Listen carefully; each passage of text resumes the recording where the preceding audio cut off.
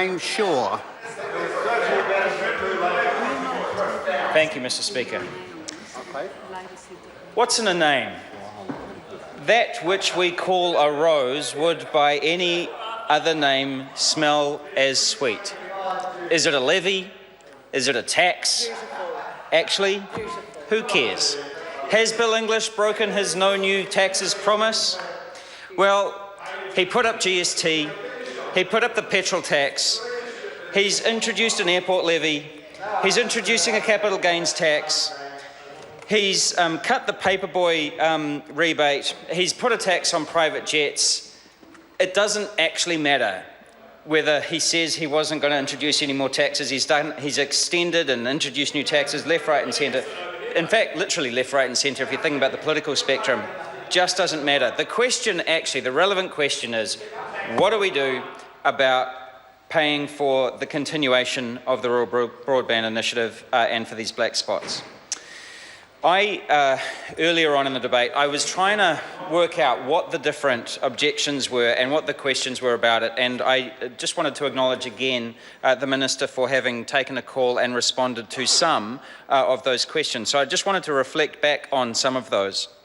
The first question was, in relation to the press release from Spark about passing on prices, the Minister said that it cannot be justified as that would be double charging consumers because it is already contained in the price.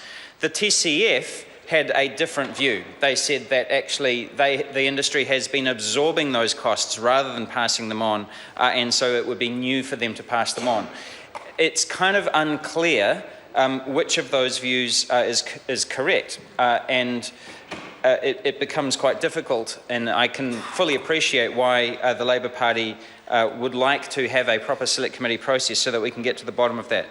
The second question was about the quality of the connection and whether the money that had been spent so far, the $300 million that had been spent so far, was a good use of the money. Was it producing the results? And I'm afraid that we didn't get a good answer on that question.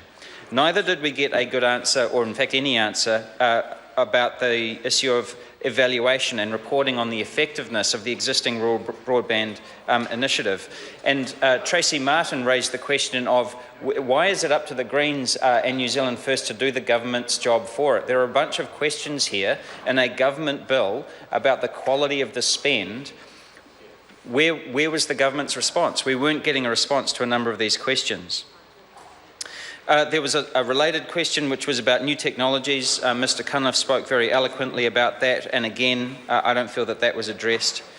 We did have a question about whether companies would get two bites of the cherry, and we received an unequivocal answer from the Minister on that they would not, and I'm very pleased to hear it. That was the point of one of our SOPs, and so we feel that that's been answered, and I appreciate that from the Minister.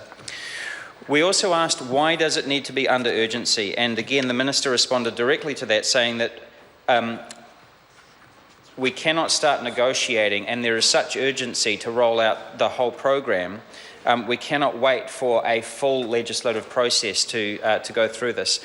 Now, I empathise with the government's sense of urgency. As I said in my first or second reading speech, having travelled around the country over the last 10 weeks, in particular in the rural areas, the digital divide is exacerbating an existing social, educational and economic divide, and we have real urgency to get this out there, which is why the Green Party is inclined to support this bill, even though we would normally not support urgency bills because of the lack of scrutiny that goes with passing legislation under urgency.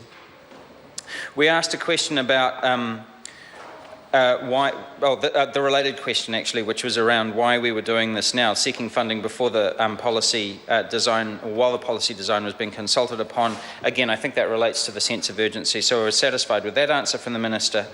And a question about competition, and this was another Labor Party concern that I don't feel was sufficiently addressed, was would small companies and a broader range of companies be able to participate in the program, or was it just going to be the established players? And so that one's still kind of up in the air. The ninth question was around what was the Minister's response to the two SOPs put forward, but I feel that that was answered as well. So, Some were, some weren't. So we are left actually with some discomfort about voting for this bill because a number of the key issues we do not feel the government actually bothered to try and answer. We also had the question of, is it constitutional? So it's been quite a surreal night. Who would have thought that a telecom funding bill would have involved the regent of Belgium and other constitutional arrangements?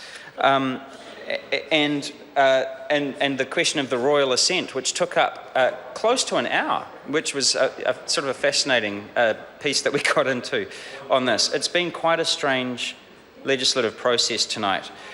Strange enough, as I said, because I felt like New Zealand First and the Green Party were kind of doing the government's work for them because we weren't getting answers to those, in fact, entirely valid questions that the Labour Party was raising. So we will be voting for this bill, but we are disappointed that some of those questions have not been answered, including some of the really substantive questions about the quality of the spend of the money so far and why it is that we would be, or the possibility that we would be throwing good money after bad here.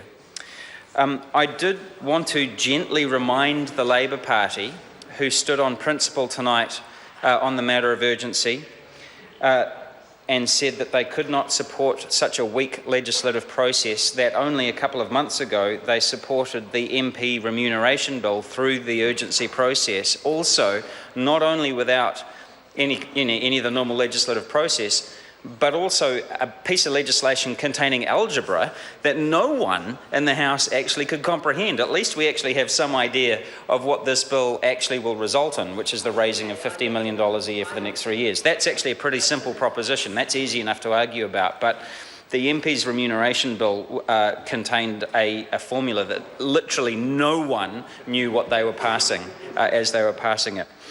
So it's been a fascinating evening and we will be supporting this piece of legislation because we do believe that the program needs to continue with a great deal of urgency, but we do have some discomfort and we will be looking to the government to answer those questions that they did not bother to answer tonight. Thank you, Mr. Speaker.